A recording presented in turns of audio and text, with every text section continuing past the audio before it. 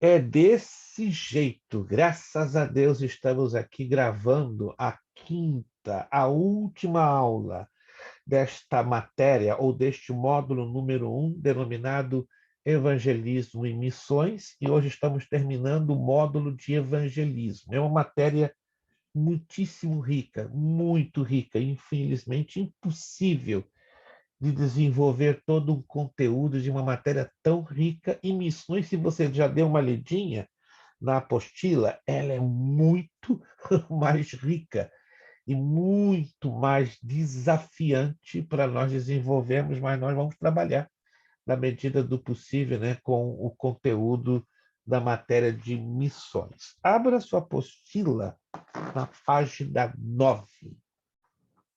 Página 9, dicas práticas e úteis no estudo bíblico. Na aula passada, nós estávamos falando da importância de como devemos estudar a Bíblia. Nesta aula, nós vamos nos ocupar falando de algumas dicas. Muitos de nós não evangelizamos com eficácia, com produtividade, porque não lançamos mão de ferramentas práticas e eficazes. E eu quero trazer algumas ferramentas muito práticas, muito eficazes na área do estudo bíblico. Por que eu falo do estudo bíblico? Porque o estudo bíblico nos ajuda a ter consistência para evangelizarmos, conhecendo melhor a palavra de Deus, não é? E conhecendo melhor a palavra de Deus, claro que vamos ter um pouco mais de consistência para evangelizar. Irmão Wellington, está batalhando aí com a sua conexão. Sim, Ah, sim, já voltamos. rapaz, irmão Wellington está igual, né, o ioiô de Jesus. Vai e volta, mas está morando. Se o irmão for, puxa de volta. Não deixa o irmão Wellington ir embora, não. Muito bem. Deixa eu trabalhar então com vocês sobre essas ferramentas, essas dicas muito práticas e úteis no estudo bíblico. Por exemplo, apontamentos individuais. Por favor, não se sinta constrangido a pergunta que eu vou fazer. Quantos de vocês têm? Nenhum de vocês é obrigado. Por favor, estamos aqui juntos, estudando a palavra de Deus, motivando a você estudar a palavra de Deus. Então, ninguém aqui se sinta ofendido ou constrangido, porque parte de um princípio que estamos falando aqui é uma classe de pessoas maduras, tá? A menos que eu me surpreenda com alguém que não seja suficientemente maduro. Mas vamos lá. Quantos de vocês têm o hábito de, quando estudam ou leem a Bíblia, de ter um caderninho de notas? Vamos lá. Quantos têm esse hábito? Isto, praticamente a maioria, ok. Se alguns de vocês não têm este hábito, sinceramente, comece ontem, entendeu? Se alguns de vocês ainda não têm esse hábito, corra e comece ontem, entenderam? Ontem. Um caderninho como esse aqui não é um bicho de sete cabeças, né? Eu até, numa outra classe, eu brinquei com dois alunos que não tinham o hábito de fazer anotações.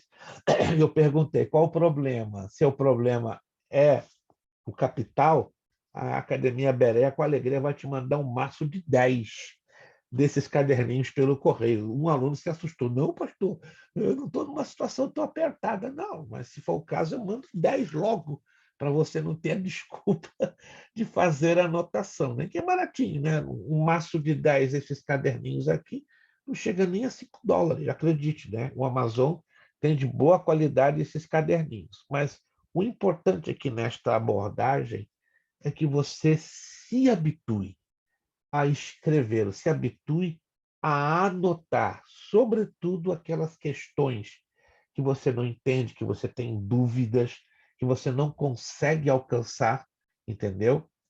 A memória humana é muito falha. Quantos de vocês concordam que a memória humana, que dirá a minha, que dirá a minha pobre memória? Por que pobre, pastor? Eu comecei a usar minha memória com 2 anos de idade. Me acompanha. Com 2 anos eu comecei a ler e escrever. Com 3 anos de idade, eu já tinha lido toda a Torá pela primeira vez. Vou completar em 2 de setembro 63 anos. Então, são 60 anos que eu uso essa cabeça. Então, esse aqui já está cansado. Não é igual a cabeça do Lucas, está fresquinho, igual a alface, não é como a cabeça do irmão Zandro, está numa frescura só, não é como a cabeça do irmão Wallington, não é? Da irmã Irlane, que está, ó, zero bala. Todos vocês aí têm memória zero bala. A minha, ó, tá dando umas voltinhas para cá, umas voltinhas para cá. Concorda comigo? Então, quem dera que eu tivesse 1% da memória fresca, que cada um, irmã Daniela, nem se fala lá no Brasil, a memória dela deve ser de uma frescura só, entendeu? Então, se eu tivesse 1% da memória de cada um de vocês, é sincero, eu seria uma pessoa mais feliz. Mas eu sou realista, tem que aguentar com esse motor com 60 anos de milhagem. Então, só a graça de Deus para me ajudar. E você pensa que não? Eu tenho centenas desses caderninhos, eu tenho caixas de plástico cheias, eu tenho mais de 5.000 caderninhos de anotação. Você pode até não acreditar. Eu tenho do primeiro culto do meu primeiro dia de convertido. Eu tenho caderninhos do ano de 1969, tudo amareladinho, mas está preservado, porque a nossa memória nos traz dificuldades. Então, distribua de uma maneira organizada os seus apontamentos. Ganhe, cultive este hábito. Segundo, na letra B da nossa apostila, página 9, aprenda a ler e escrever referências bíblicas. Preste atenção, não se espante que eu vou dizer. Tem pastores que não sabem escrever referências bíblicas. Isso é assustador, como você vai entender agora. O sistema mais simples e rápido para escrever referências bíblicas é adotado pela Sociedade Bíblica do Brasil, ou seja, 2 letras abreviativas, sem ponto para cada livro da Bíblia. Esse sistema consta do índice da Bíblia, editadas pela referida sociedade.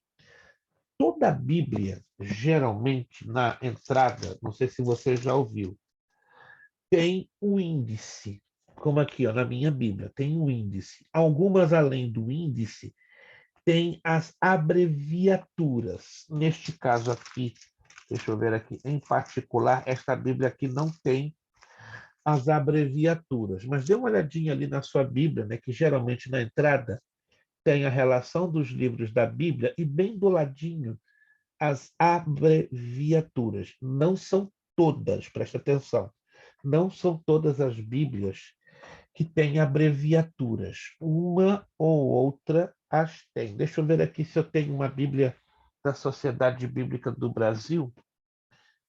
Tenho aqui. Isso, eu tenho aqui. Eu tenho aqui uma Bíblia da SBB, tá? Já que estamos falando. Deixa eu ver aqui. Aqui está. Preste atenção. A maioria das Bíblias, sobretudo, estou vendo aqui, ó, SBB, Sociedade. Quantos estão enxergando, por favor? SBB, Sociedade Bíblica do Brasil, porque essa aqui é a autoridade do Brasil em lançar Bíblias. CPAD lança Bíblias, Editora Vida lança e publica Bíblias, mas a autoridade número 1, ela é chamada de SBB, Sociedade Bíblica do Brasil. Anote aí, você eventualmente, quando for comprar uma Bíblia de estudo, não é discriminar as demais editoras, mas é pelo sistema de abreviaturas que vai ajudar muito. Procure comprar Bíblias de estudo com o logo SBB, mas não discrimine as outras editoras porque são excelentes. Mas qual é a vantagem da SBB? É o que eu acabei de falar agora, tá?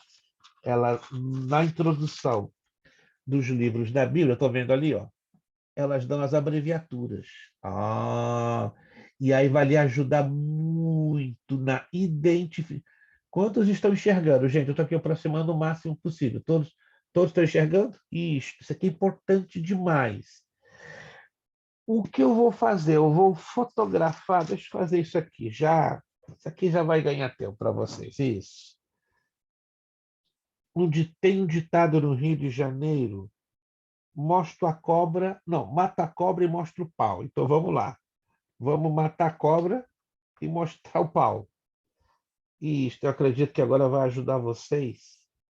Já deveria ter feito isso há muito tempo. Não fiz por falta de uma percepção básica. Ok.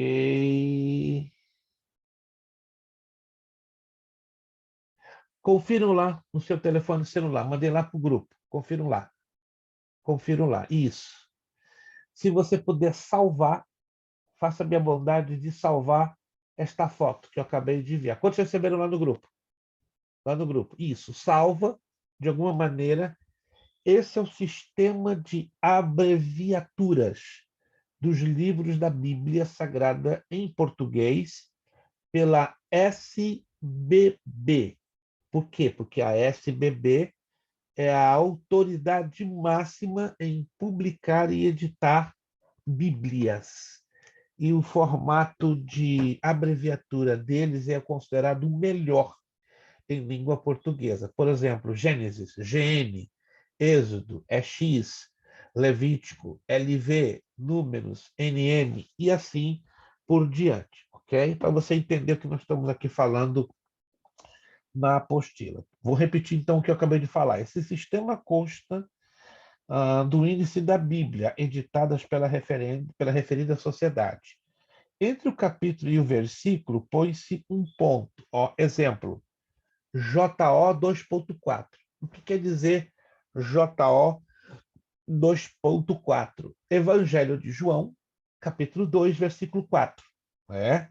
Mas cuidado, preste atenção. Alô, redobrada atenção. Cuidado, não confundir com Jó. Qual é a diferença, então, entre a abreviatura do Evangelho de João e a abreviatura de Jó? Vamos lá, alguém percebeu que tem uma diferença? Alguém pode abrir o áudio e me dizer a diferença? Ou não tem diferença? É tudo a mesma coisa. Acento no Não O. tem um acento. O acento no O. Mesmo abreviado, o livro de Jó, para distinguir a diferença do Evangelho de João, é o acento. Já o nome do livro do Evangelho de João é J-O, mas o livro de Jó é J-O acentuado. Anotou aí, por favor, senão dá uma confusão violenta. Depois nós temos em algarismos romanos, PE 5.5. Isso quer dizer a primeira carta de Pedro, capítulo 5, versículo 5. FP, carta de Filipenses, capítulo 1, verso 29. Então, 1.29. Filemon, FM, versículo V14, versículo 14. Agora, muita atenção aqui que eu vou falar para vocês, por favor. Se quiser até anotar, excelente, porque a memória muitas das vezes não consegue reter todo tipo de informação. Existem livros na Bíblia que não são constituídos de capítulos. Vou repetir. Existem livros na Bíblia Sagrada que não são constituídos de capítulos, somente versículos. E aí causa uma confusão enorme quando as pessoas abrem a sua Bíblia, tá, para fazer a leitura e ficam perdidas. Deixa eu mencionar aqui para vocês os livros da Bíblia que não têm capítulos. Se você quiser anotar, pode anotar aí comigo. Livros da Bíblia Sagrada que não são constituídos. No Velho Testamento, Obadias, né, pastor? No Velho Testamento, nós temos Obadias. Obadias, unicamente. Essa tabelinha que eu mandei para vocês, se você está observando, vai lá na tabelinha que eu mandei para No vocês Novo aqui Testamento agora. é Filemone e Judas. Também Vai tem lá. João, 2 João e 3 João, também é só um capítulo. Ó, Mas vai lá. Eu uma mandei só. para vocês. Ó, eu mandei para vocês, presta atenção. Está tudo aqui escrito. Tá? No Antigo Testamento é unicamente Obadias. Vai lá na tabelinha. Se você prestar atenção na fotografia que eu mandei agora no grupo, lá no Antigo Testamento, o único livro da Bíblia que não tem capítulos é Obadias, é o único. Já no Novo Testamento, você vai encontrar quatro, acompanha lá. Seria Filemão, João, segunda de João, terceira de João e Judas. Muita atenção, por favor. Filemão, segunda de João, terceira de João e Judas. Isso, está ali, irmã Jennifer está ligadíssima. Ela pegou o cabo de 110, dobrou, virou em 220, mas ela não ficou satisfeita com 220, ela deu outra virada, agora ela está em 440 volts. Parabéns, irmã Jennifer. Ninguém coloca a irmã Jennifer no bolso e nem no chinelo, ela está ligadíssima, né? Também com esse microfone, com esse áudio ali, com esse microfone especial que agora ela tem, ela não perde comunicação por nada. Compreendido, gente? Compreendido? Alguma dúvida? Então, Antigo Testamento só Obadias. Só. Não tem capítulos, é só versículos. Novo Testamento, Filemão, segunda, terceira de João e Judas. É uma vergonha um obreiro pegar a Bíblia diante do púlpito e dizer, vamos ler Obadias, capítulo 1, versículo 15. Isso é uma vergonha. Como é que é isso? Capítulo 1, versículo 15 de Obadias, versículo 15. Esse é o correto em se pronunciar. Nunca se diz segunda de João, capítulo 1, versículo 9. Outra vergonha. É segunda de João, versículo 9. Judas, capítulo 1, versículo 24. Outra vergonha. Verso 24. Esqueçam da expressão capítulos para estes livros. Pastora Darlete. Pior, pastor, é quando fala capítulo e versículo no livro de Salmos. É o que eu ia falar Aí agora. quebra. Nós vamos falar agora. Aí quebra. Aí falar. quebra na emenda. Eu ia Mas perguntar acredite, isso, pastor, mas o que o livro de Salmos. deixa eu explicar agora a vocês a questão dos Salmos, porque ele é uma exceção em Posso só acrescentar algo aqui também, pastor? Outra coisa que me deixa também assim aborrecido também é no Antigo Testamento, né, nos livros de Crônicas, Reis e Samuel, eles falarem assim, 1 Samuel, 2 Samuel, né, primeira de Reis, né, e são como são livros, é primeiro, né, de Samuel, primeiro de Samuel, primeiro de Reis, primeiro de Crônicas. Porque isso chama-se elipse pronominal em língua portuguesa. Então, quando você diz primeiro, está se referindo a primeiro livro. Aí você omite a palavra livro e só usa o pronome primeiro de Samuel, ou seja, primeiro livro de Samuel, primeiro de Crônicas, primeiro livro de Crônicas. Outra coisa, agora Pedro é válido. Primeira de Pedro, ou primeira carta, ou primeira epístola de Pedro. Aí concorda. São cartas, né? Exato. Aí você pode usar no feminino. Primeira. Você é obrigado a usar o primeira, porque tem alusão a epístola ou carta. Então, na questão de. O outro problema é Coríntios. Primeira de Coríntios, corretíssimo. Primeira carta ou primeira epístola de Coríntios. E assim por diante. O problema é a concordância pronominal. Vamos ao livro dos Salmos. O livro dos Salmos, se quiser anotar, é o único livro da Bíblia que é um inário. É o único livro da Bíblia que, na verdade, é um inário.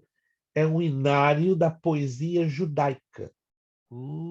Então, ele segue parâmetros totalmente diferenciados de todos os livros da Bíblia. Vou repetir: o livro dos Salmos é o único livro da Bíblia que é visto como um inário, como harpa cristã, cantor cristão, hinos de glória, como os hispanos usam muito. Por ser um inário, temos que entender que a poesia hebraica ela é totalmente diferente da visão cultural que temos da poesia em língua portuguesa. Embora está aqui o livro dos Salmos traduzido ao português, mas a essência dele é dentro da cultura hebraica. Isso que causa vários conflitos na nossa compreensão. Daí a necessidade de estudarmos o pano de fundo histórico, linguístico e cultural da poesia hebraica ou da poesia judaica. Então, esse é o primeiro fator. O livro dos Salmos é um inário. Segundo fator, por ser um inário, ele é um conjunto de 150 cânticos ou 150 hinos. Por isso que o livro dos Salmos vem no plural, salmos, porque ele fala do quê? Do conjunto dos 150. Não é 1, 2, 3, 4, é um conjunto grande, totalizando 150 salmos. Anotou aí? Terceiro fator, por ser um inário, número 1, por ser um conjunto que abrange 150 hinos, a forma de identificarmos ou referirmos às referências aos textos deste inário funciona da seguinte maneira. Nunca você pode mencionar Salmos 23 ou Salmos capítulo 23, versículo 4. Isto é uma aberração teológica.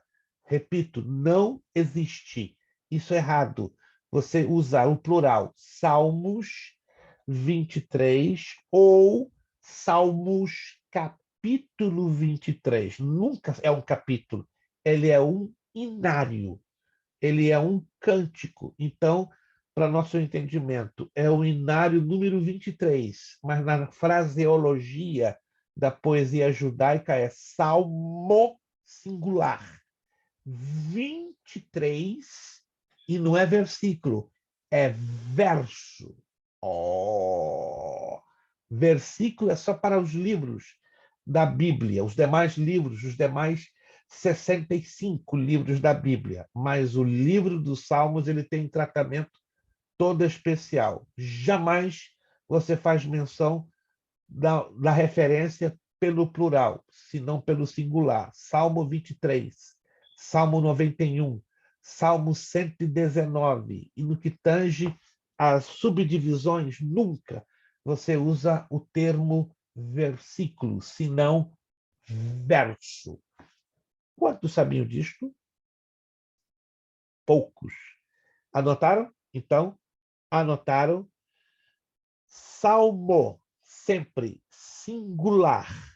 Nunca diga capítulo 23 ou salmos no plural. Então, é Salmo 23, Salmo 91, Salmo 119. E na hora de você identificar a subunidade que nós conhecemos nos outros 65 livros da Bíblia como versículos, você vai se referir a verso. Anotaram? Verso. Os demais 65 livros da Bíblia, tranquilo. Neemias capítulo 2, versículo 4. Neemias capítulo 5, versículo 6. Pode usar também o termo verso para o livro, mas não versículo para o inário Salmos. Anotado? Compreendido? Maravilha! Isso é bênção na terra. Para que o dia que você... Eu fui uma vez num culto de jovens, em uma igreja, alguns anos atrás, em Fremer, onde mora o Lucas. Né? Até foi interessante.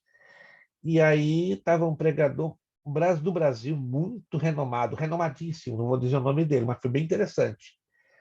Querida igreja, vamos ler os Salmos 91, versículo 14. Aí uns 4, 5 jovens colocaram a mão. Eita, essa doeu! E eles colocaram a mão. Esta doeu, claro, porque tinha um entendimento teológico da situação. E ouvir isso da boca de um pregador renomadíssimo, hoje ele no YouTube, o canal dele do YouTube supera 1,5 milhão de subscribers. Então, é um negócio de grande responsabilidade você falar dentro desta terminologia. Vamos lá. Entendido essa parte? Tá bem compreendido? Passamos para a parte C. Diferença entre texto e a referência. Textos são as palavras contidas numa passagem. Exemplo.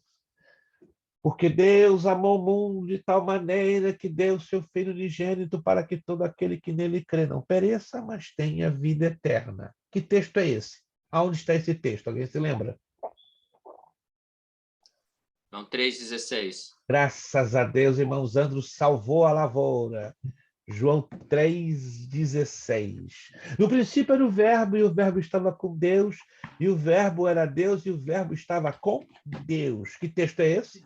João capítulo 1, verso 1. Isso. Então, é importante termos em mente alguns textos da Bíblia. Preste muita atenção que eu vou dizer aqui a vocês.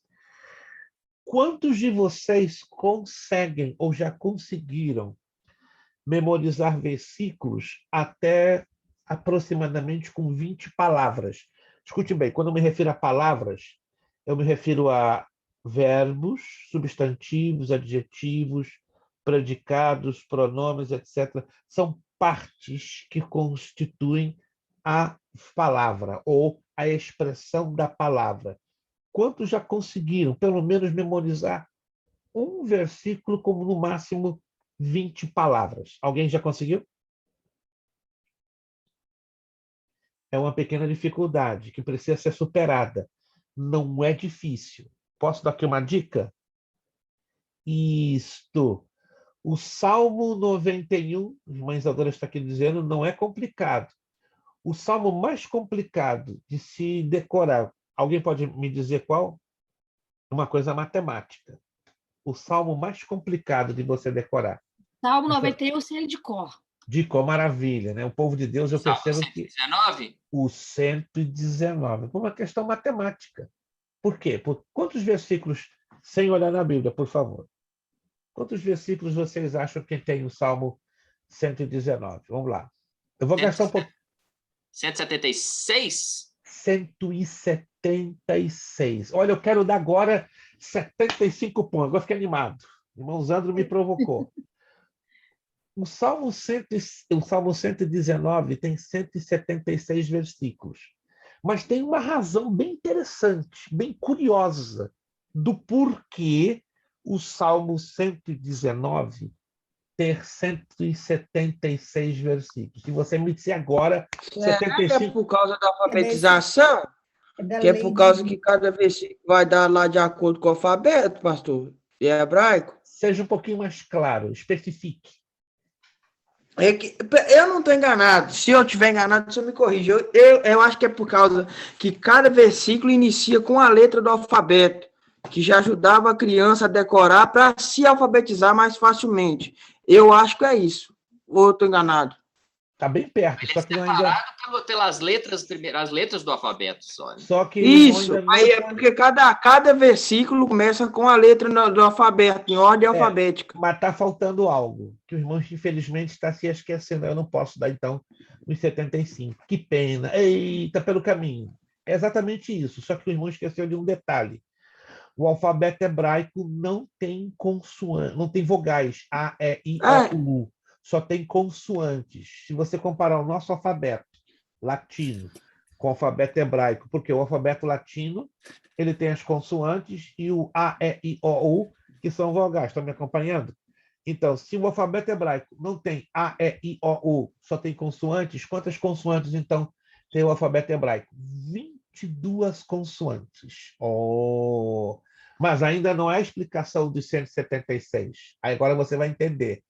Realmente o Lucas falou a parte da resposta, mas não deu a resposta completa. Que cada grupo de 8 versículos traz a representação de uma letra do alfabeto hebraico. E este grupo, cada grupo de 8, ele é chamado de salmo acróstico. O que é o acróstico? Você vai identificar as letras do alfabeto hebraico no sentido verticalizado. Deixa eu mostrar aqui para vocês. E a maioria das Bíblias ajuda você a identificar o Salmo 119 como um salmo acróstico. Está aqui, ó. Olha aqui. Salmo 119. Aleph, a primeira letra do alfabeto hebraico. Conta 8 versículos. 8 versículos. Aí entra Bet.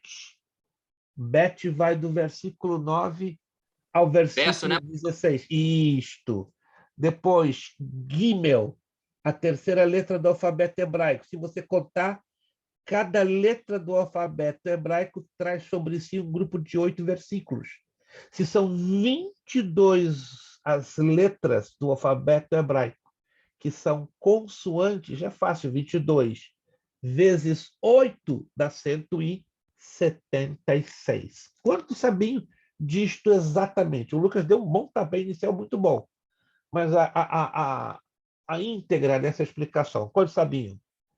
Irmã Jennifer sabia, ficou quietinha. Ah, não sabia. Não, é que na minha Bíblia, na outra, que eu tenho duas Bíblias, né? Mas essa Bíblia que eu estudo, que é a Bíblia King James para mulheres, ela sim fala igual o que o senhor está falando. A Aleph, Bet, a minha fala desse jeito. Que eu estava falando assim, como é que separa o alfabeto? Um bom número das Bíblias dividem o Salmo 119. Você está observando lá? A sua Bíblia, que você está aí, ela tem essa divisão, sim ou não? Vamos lá. Da irmã Jennifer tem. Lucas, a tua Bíblia tem essa divisão? Dê uma olhadinha. Dê uma olhadinha. Irmão Márcio, a sua Bíblia tem essa divisão? Tem? Perfeito. Irmã Daniele, a sua Bíblia tem essa divisão dentro do Salmo 119? Maravilha. Pastora Darlete, a sua Bíblia tem essa divisão que eu estou lhe falando? Irmão Zandro já fez sinal que sim. Irmã Fernanda também acredito que já encontrou. Irmã Irlani, já encontrou? A sua Bíblia tem essa divisão? Maravilha. Irmã Nube, irmão Wallington, a Bíblia de vocês tem essa divisão também? Maravilha. Isadora, só para me responder, a sua Bíblia tem essa divisão, sim ou não? Tem sim, pastor. Maravilha. Irmão Márcia. Perfeito. Irmã Cristina, não vejo ainda a sua pessoa. Está no manto ainda, irmã Ângela? Não, pastor. Vou colocar agora, só um minuto, peraí. Perfeito. Então, só me responda. A sua Bíblia tem essa divisão do Salmo 119, sim ou não? Sim. Perfeito, perfeito. É muito importante que vocês tenham essa visão do Salmo 119. Eu entendo que a maioria não sabia dessa particularidade, mas agora você anote, é interessante. E algo parecido, não vou entrar nos detalhes porque o tempo é um pouquinho curto, o livro de Lamentações, preste atenção, vai lá no livro de Lamentações, o livro de Lamentações também, ele trabalha com um sistema bastante parecido. Ele também é um livro acróstico.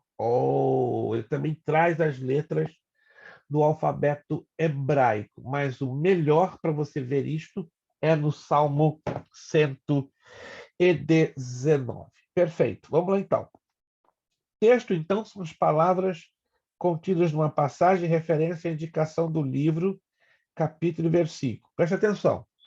Uma referência pode levar indicações como, letra A, indicando a parte inicial do versículo. Por exemplo, Romanos 1,17. Quando você lê Romanos 1,17, ele pode estar se referindo à parte inicial do versículo ou o versículo na sua íntegra.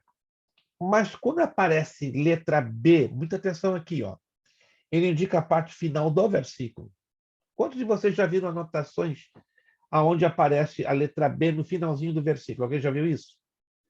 Fica às vezes difícil você interpretar o que significa isso, ok? Então você já está sabendo que toda vez que você vê uma anotação, letra B no final do versículo, está se referindo à segunda parte do versículo. SS, um aluno quando leu isso semana passada, pastor, tem coisa de nazista? Por quê? SS é a suástica de Hitler? Não. Presta atenção, não se trata da suástica de Hitler.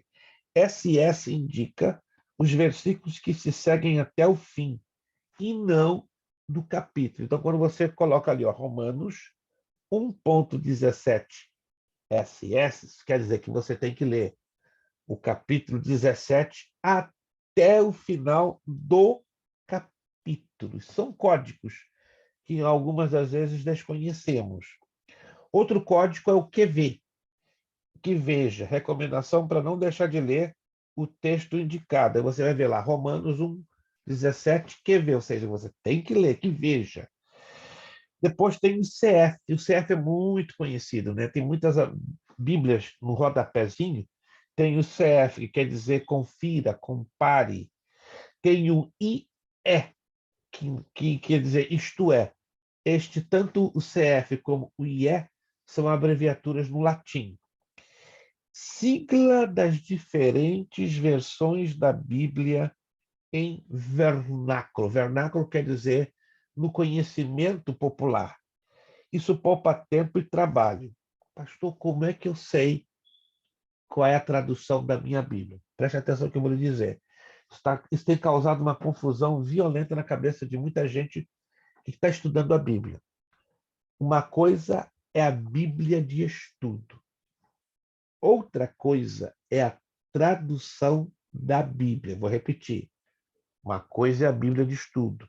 Bíblia da mulher, Bíblia do pregador, Bíblia do obreiro, Bíblia arqueológica, Bíblia pentecostal de estudo, Bíblia plenitude. Essas são Bíblias de estudo.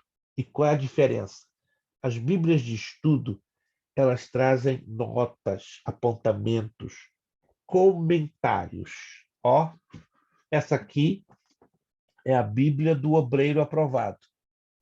Tem harpa cristã, tem vários estudos. Isso aqui é uma Bíblia de estudo. Eu tenho certeza que você aí tem uma Bíblia de estudo. Bíblia Thompson é uma Bíblia de estudo excelente. Creio que já falei, já recomendei para quem pode ter a Bíblia Thompson.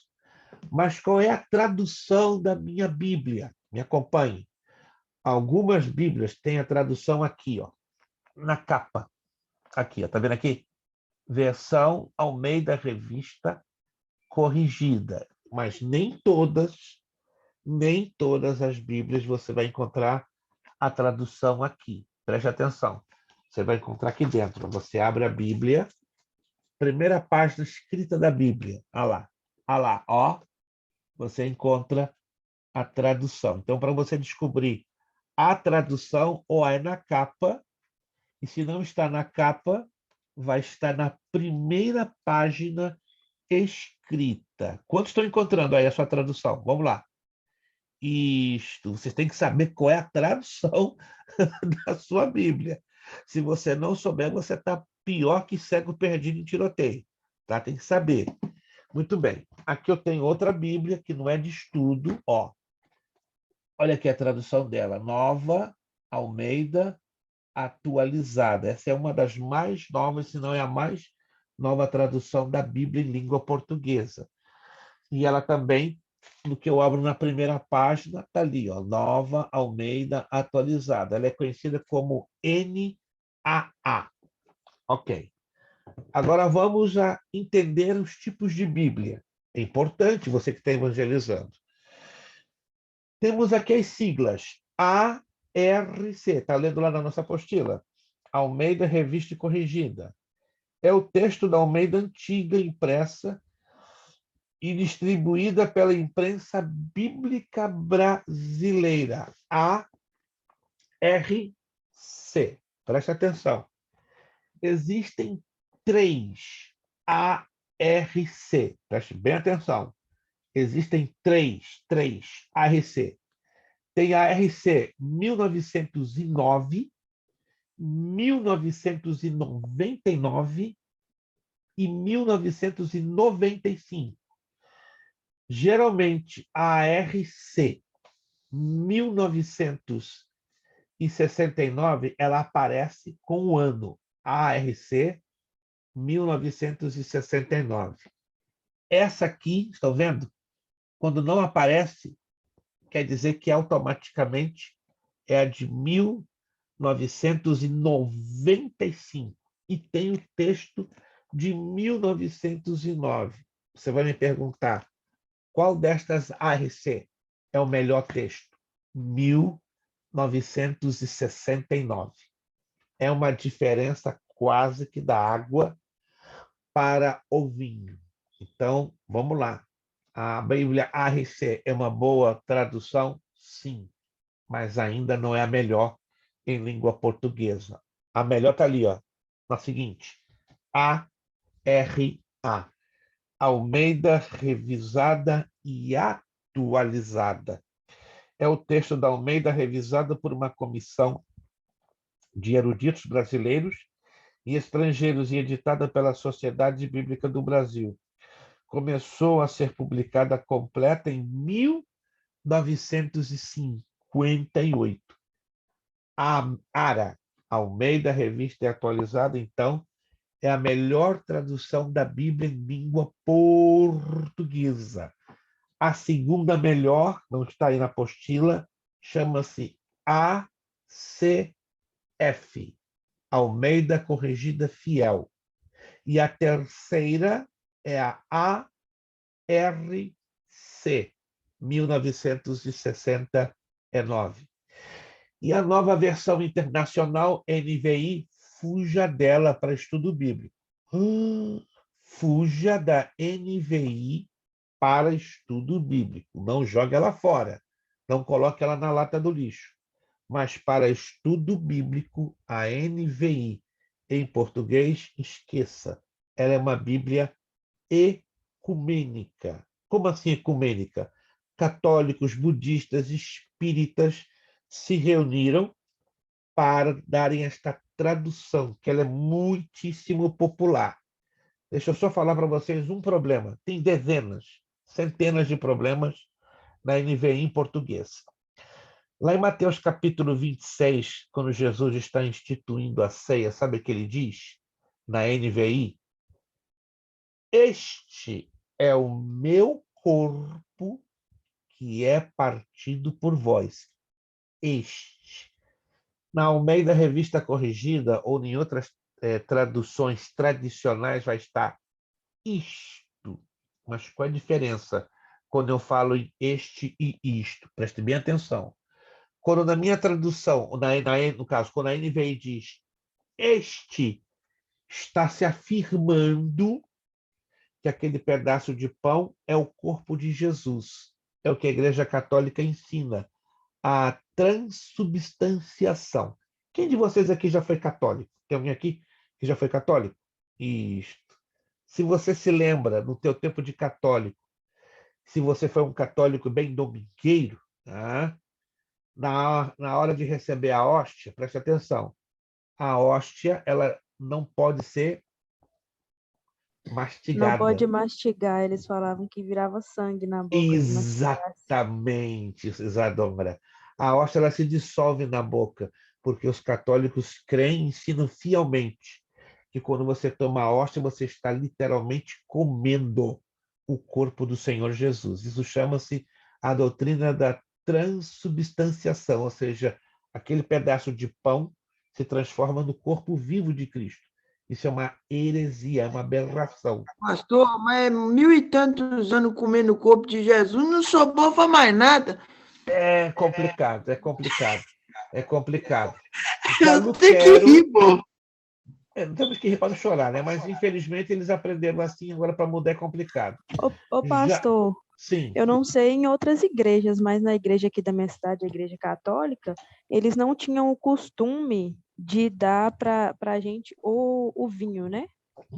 Né? Às vezes eles molhavam a hóstia e o vinho deles é vinho mesmo, e às vezes não molhava a hóstia no vinho também não. É uma questão que algumas igrejas católicas, né? Não vou abrir um leque muito grande falando desse assunto, só para vocês entenderem.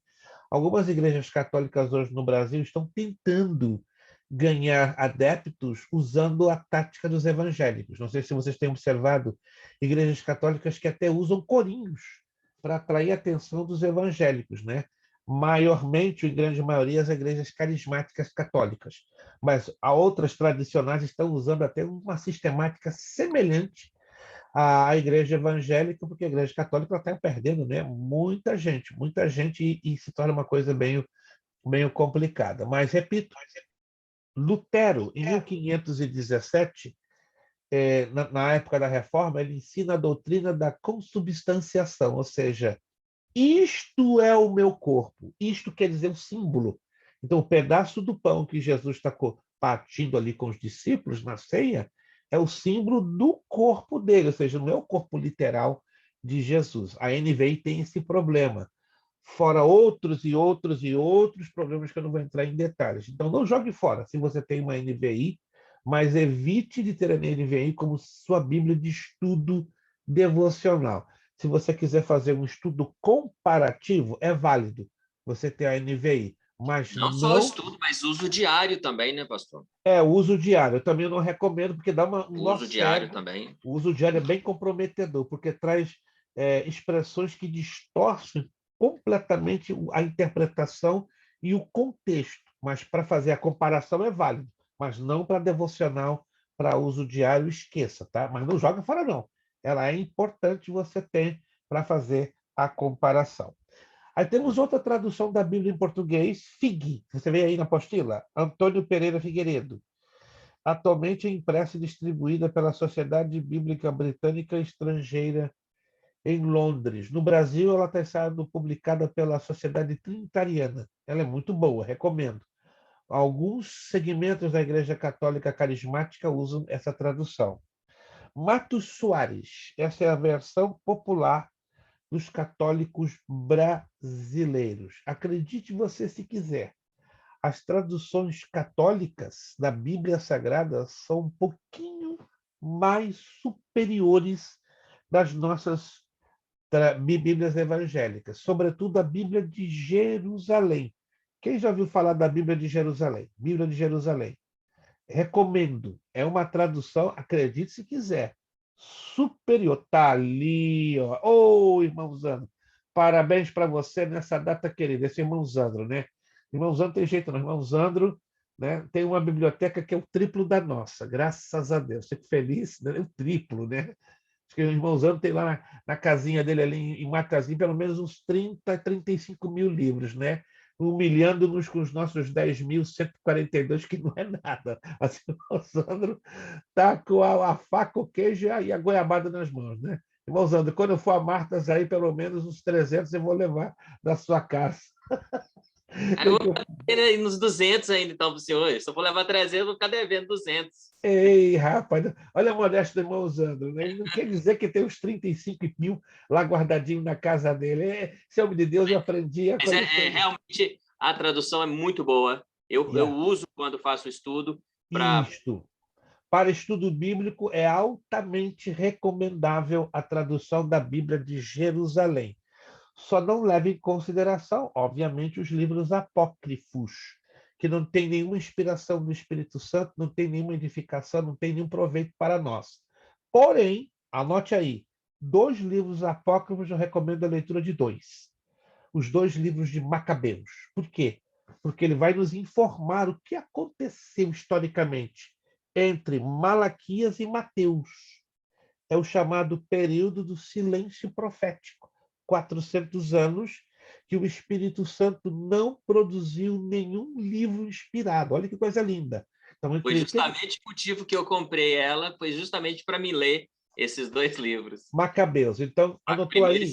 Macabeus. Você quer saber o que aconteceu entre Malaquias e Mateus? Compre uma Bíblia católica e leia somente. Só isso, por favor.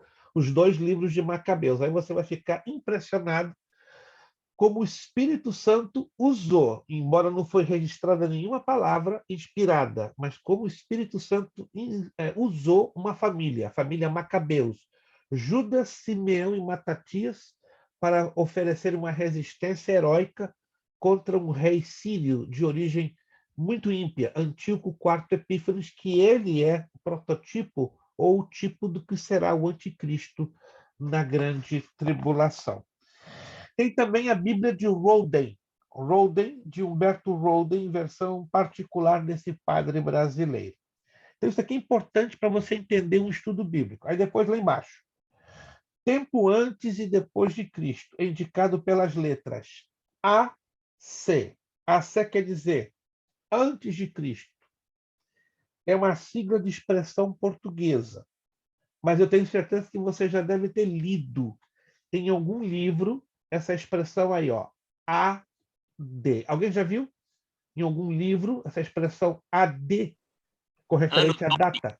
Anno Domini, traduzido do latim ano do Senhor, que é o mesmo DC, depois de Cristo. Anotou aí? Então tem duas formas para você dizer depois de Cristo: DC, depois de Cristo, ou AD, Anno Domini, depois de Cristo. Mas só tem uma forma para você dizer antes de Cristo, AC. No inglês, você vai ver BC, Before Christ, né? Before Christ. Isso em inglês se usa muito, BC, ao invés de AC. Vamos lá, contexto. É a parte que fica antes e depois da passagem que estudamos lendo. Pode ser imediato ou remoto. Este pode ser um versículo, capítulo e até um livro todo. Muita atenção aqui, por favor. Isso é um princípio de interpretação básica das Escrituras Sagradas. Nenhum texto, escute isso, nenhum texto da Sagrada Escritura pode e deve ser interpretado sozinho, isoladamente. Repito, nenhum texto da Bíblia Sagrada pode e não deve ser interpretado isoladamente, porque cada texto na Bíblia depende de um contexto para ser corretamente interpretado. Esse é o grande problema que as igrejas neopentecostais têm corrido. Elas pegam textos isolados e lançam como uma verdade absoluta, como uma doutrina. A mesma coisa as seitas e heresias, elas pegam textos isolados. Mas aonde está na Bíblia esse princípio de texto e contexto? Eu vou mostrar para vocês agora 3 textos, que vocês vão anotar, que nos ensinam que nós não podemos interpretar nenhum texto baseado em um único versículo. Abra lá no livro de Deuteronômio. Livro de Deuteronômio. Isso é muito interessante. E você acredite se quiser, milhares de pastores desconhecem esse critério tão básico, que está dentro de uma matéria que nós vamos estudar chamada hermenêutica bíblica. Essa matéria vai esquentar a orelha de todos nós aqui. Meu Deus, a orelha e o coração, né? O coração nem se fala. Vai entrar em incêndio. Deuteronômio capítulo 17. Deuteronômio capítulo de número 17. Versículo 6, anote aí. Deuteronômio capítulo 17, versículo 6. Por boca de 2 ou 3 testemunhas será morto o que houver de morrer. Por boca de uma só testemunha não morrerá. Que princípio é esse? Nada deve ser confirmado ou tido com uma interpretação fechada se não tiver uma base de 2 ou 3 testemunhas, ou seja, de 2 ou 3 versículos. Deuteronômio 19:15. Deuteronômio 19:15. Uma só testemunha contra ninguém se levantará, por qualquer iniquidade ou por qualquer pecado, seja qual for o pecado que pecasse. Pela boca de 2 ou 3 testemunhas se estabelecerá o negócio. Então, esses são os 2 textos que nos ensinam a entender esse critério. E alguém vai me perguntar, e no Novo Testamento? Aonde tem esse critério repetido?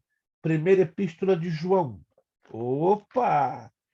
Primeira Epístola de João, capítulo de número 5. Primeira Epístola ou Primeira Carta de João, lá no capítulo 5, versículo de número 7. Porque 3, está anotando aí, 3, são os que testificam no céu: o Pai, a Palavra e o Espírito. E os 3 são 1. Versículo 8. Porque 3 são os que testificam na terra: o Espírito, a água e o sangue. E estes três concordam em um. Versículo 9. Se recebemos o testemunho dos homens, o testemunho de Deus é maior, porque o testemunho de Deus é este que de seu Filho testificou. Verso 10. Quem crê no Filho de Deus e em si mesmo tem o testemunho. Quem em Deus não crê, mentiroso fez, porquanto não creu no testemunho que Deus deu de seu Filho. Anotaram, então? Para eu afirmar a interpretação de um texto, eu tenho que lançar mão de um contexto. E este contexto ele tem que ser confirmado por 2 e até 3 versículos. 3 para cima, melhor. 2 como mínimo. Mesmo assim, dependendo da temática, ficam, às vezes, um pouco no ar. Mas o melhor para ter mais base, 3 versículos. Quantos estão me entendendo? Atenção, quantos estão me entendendo? Quantos estão me entendendo? Isso é importante. Nunca, jamais, dê uma interpretação de qualquer texto sequer sem você antes observar o seu contexto. E ele pode ser imediato. Qual que é imediato? Está antes ou depois? O remoto, que está em algum lugar da Bíblia falando o mesmo assunto. Eu acho que eu já falei isso, mas não custa nada repetir. Quantos de vocês têm o hábito de usar concordância bíblica? Só Lucas, irmã Fernanda, irmão Zandro, irmã Irlani, irmã Leidiane, mais ninguém. Isso é preocupante. É necessário que você se habitue a usar concordância bíblica. Ei, se você não tem uma concordância, a gente não vai fazer uma vaquinha. A gente vai fazer um touro, uma ovelha, um porquinho, mas com todos os alunos você vai ter uma concordância. Tem que ter uma mínima.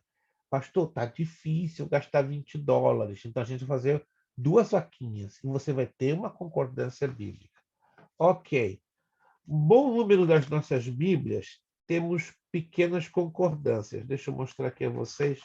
Deixa eu ver aqui se esta minha Bíblia aqui tem uma concordância.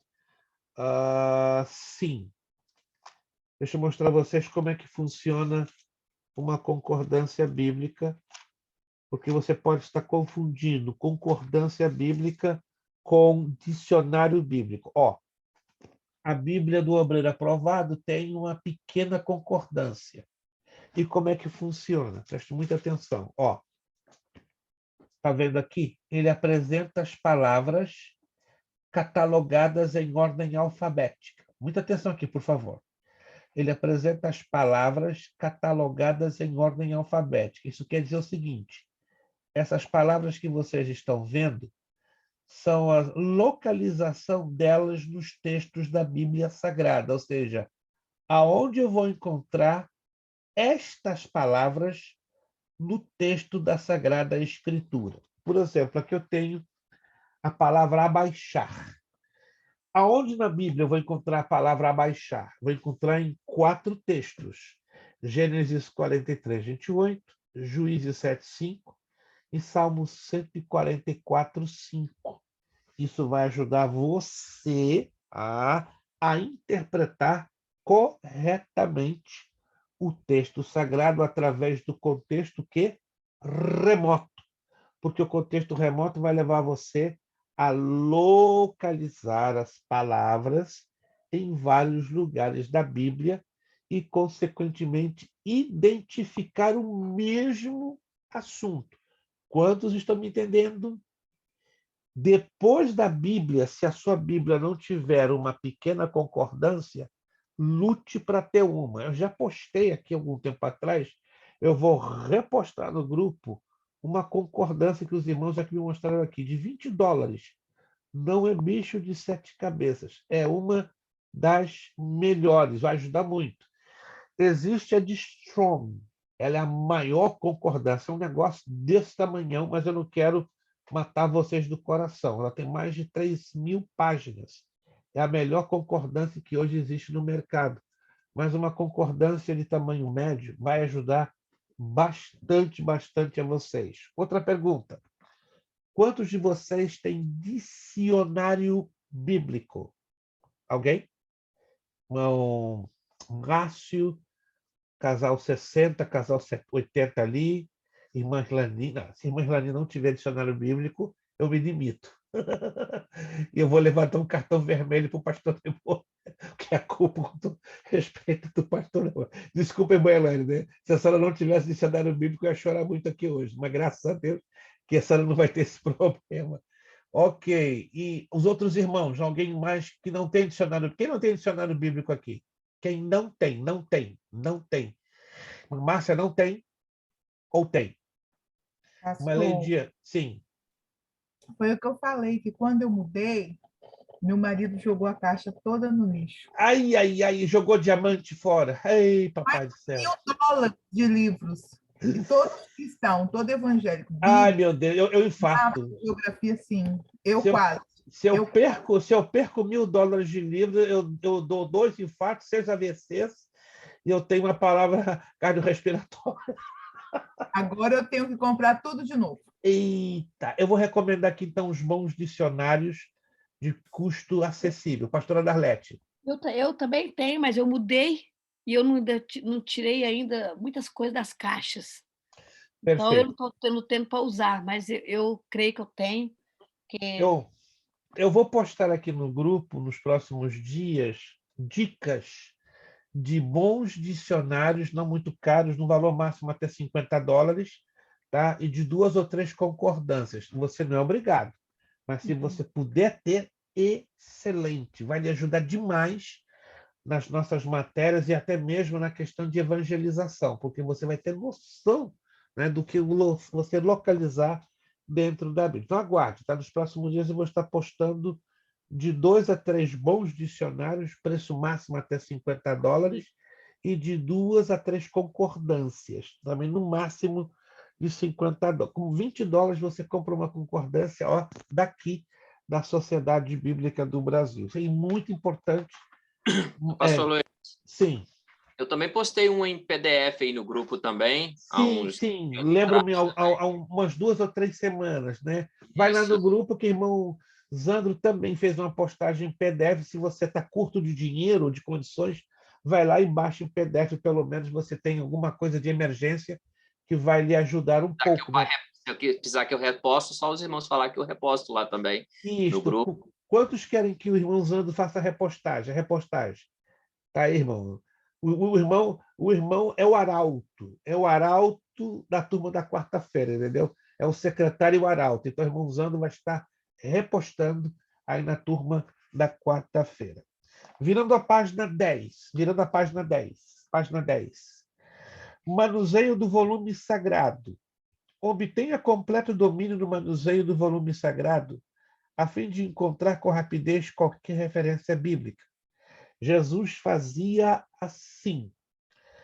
Lucas 4,17, né? Jesus disse que aonde está escrito que ele achou lugar onde estava escrito. Ora, isso era muito mais fácil do que hoje, quando dispomos de papel, tipografia e livros. Preste muita atenção no que eu vou dizer aqui a vocês. Nos tempos de Jesus, não tínhamos esta bênção, chamado livro. Vou repetir. Nos tempos de Jesus, nós não tínhamos a Bíblia ou o texto da Sagrada Escritura neste formato, livro. A palavra livro do latim, librum, quer dizer quadrado, o formato quadrado. Como a Escritura Sagrada ela era apresentada, já que não tinha esse formato? Presta atenção, esse formato passa a existir a partir de 1453. Se quiser anotar, formato livro começa a existir no mundo a partir de 1453, quando a imprensa móvel ela é lançada e inventada. E o primeiro livro a ter esse formato foi a Bíblia. O prelado alemão chamado Johannes Gutenberg, Tá? Foi o que inaugurou a prensa móvel e lançou o primeiro livro neste formato. Tanto que existem só 4 exemplares da Bíblia de Gutenberg no mundo, no Museu do Prado, em Madrid, no Museu do Vaticano, no Museu Britânico e no Museu do Louvre. Cada um desses 4 exemplares da Bíblia de Gutenberg vale a bagatela de 992 milhões de euros. 1 bilhão 400 mil dólares. 1 bilhão e 400 milhões, perdão, de dólares. É a obra de literatura mais cara que existe no planeta, porque foi o primeiro livro a ser lançado no mundo. Aonde eu quero chegar com isso, irmãos? Como a Bíblia, nos tempos de Jesus, não tinha o formato de livro, preste bem atenção como a coisa era complicada. Os livros eram no formato de rolos. Segundo os historiadores, alguns rolos, preste atenção, que traziam cada um deles um livro da Bíblia, então são 66 livros, faça a conta comigo. Havia rolos que chegavam a medir 110 metros de comprimento. Os menores rolos de 40 a 45 metros. Imagina a dificuldade de você carregar, por exemplo, o rolo que trazia os Salmos, o livro dos Salmos. Meu Deus, era em torno de 100 metros de comprimento. Entre 1 a 2 homens, aliás, entre 2 e 3 homens, para carregar só o rolo do livro dos Salmos. Então, era uma acrobacia. Abrir o rolo para procurar, por exemplo, o Salmo 70. Abrir o rolo e vamos procurar o Salmo 70. Mas hoje temos essa gigantesca facilidade por causa, e vou te dizer, e mesmo com essa facilidade, quando você diz, vamos ler a nossa Bíblia no livro do profeta Ageu, capítulo 2, verso 9. Aí alguns obreiros olham para a cara do outro. Aonde está o livro do profeta Ageu? Vamos abrir a nossa Bíblia no livro do profeta Amós, capítulo 3, versículo 5. Aí você vê a cara de perplexidade de alguns obreiros. Aonde está Amós? É vergonhoso um obreiro, um diácono, um evangelista, um presbítero, um apóstolo, um serafim, um querubim, não saber aonde está um livro da Bíblia. É vergonhoso. Não se assuste, irmãos. Você ainda vai encontrar pessoas que ainda não sabem manejar este livro e são obreiros da casa do Senhor, querem dar testemunho, querem pregar, querem aparecer, mas o conhecimento básico, bem básico desse livro, chega a ser decepcionante. Vamos lá. O Evangelho no Antigo Testamento. Isso aqui vai ficar bonito agora, vai esquentar agora. Quem de vocês se lembram o significado da palavra Evangelho? Ele pode abrir o áudio e me dar essa resposta. Evangelho. Significado da palavra Evangelho. Boas novas. Boas novas, pastora Darlete está no azeite. 50. Pastora Darlete está no azeite, está quente o azeite dela hoje. Euangelos, maravilha. Segura aí agora, segura essa. Evangelho, boas novas. Euangelos, né, irmão Zandro tá ligado, né? Também a quantidade de livros que ele tem na casa dele, né? Eu vou a Boston lá em abril, né? Eu vou agora nesse fim de semana bem rápido, mas em abril eu vou correr, vou ver esses 30 e poucos mil livros que o irmão Zandro e vou arrastar 200 aqui para Orlando, né? Ele tá rindo, né? Tô falando sério. Vou chegar lá, só vou avisar, irmão Zandro, tô chegando tal dia e tal hora. Prepara aí a caçamba que eu tô levando 200 livros, né? A gente vai ter que negociar. Como é que eu vou trazer esses 200 livros para Orlando? Vamos lá. Já que Evangelho é boas novas, mas já estudamos aqui dentro da apostila e alguma coisinha lá atrás, que a palavra Evangelho também ela estava relacionada com um fato, com um acontecimento histórico. Baseado neste fato, neste acontecimento, é que depois a palavra grega euangelos ganhou o nome teológico, técnico, para boas novas. Mas antes a palavra evangelho tinha uma relação com um acontecimento bem que diário, cotidiano, que é muito usado nos dias de hoje. O que seria esse acontecimento? Qual seria esse acontecimento? Alguém se lembra?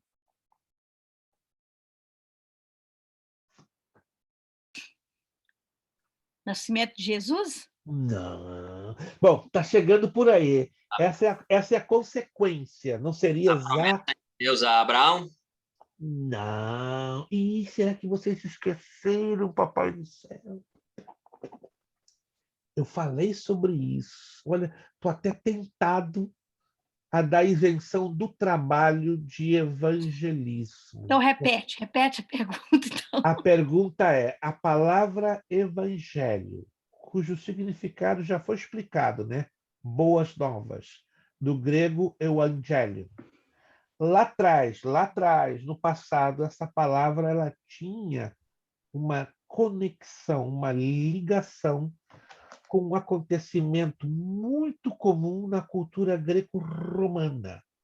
Só depois, nos tempos de Jesus, a palavra evangelion ganha a conotação de boas novas, boas notícias.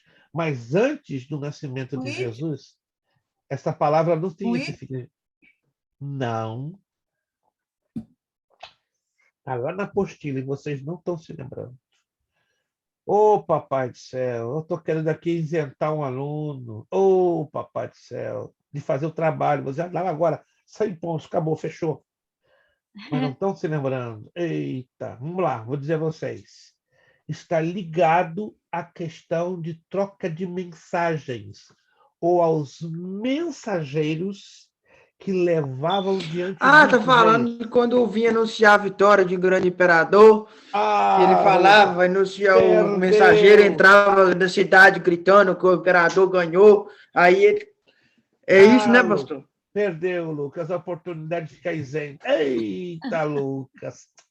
Chegou atrasado, Lucas. Você ficou atrás de 2 minutos. Exatamente isso, irmãos.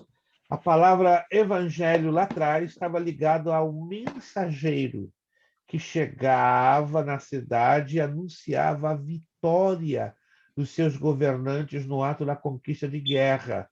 E também a palavra evangelho, ou evangelho, estava ligada à troca de correspondência, porque não existia o sistema postal como hoje conhecemos. Então, o sistema postal foi desenvolvido 250 anos depois do nascimento de Cristo, sendo usado a palavra evangelion, ou evangelho. Então, anote aí. Tá? Então, está com ligação com estes acontecimentos.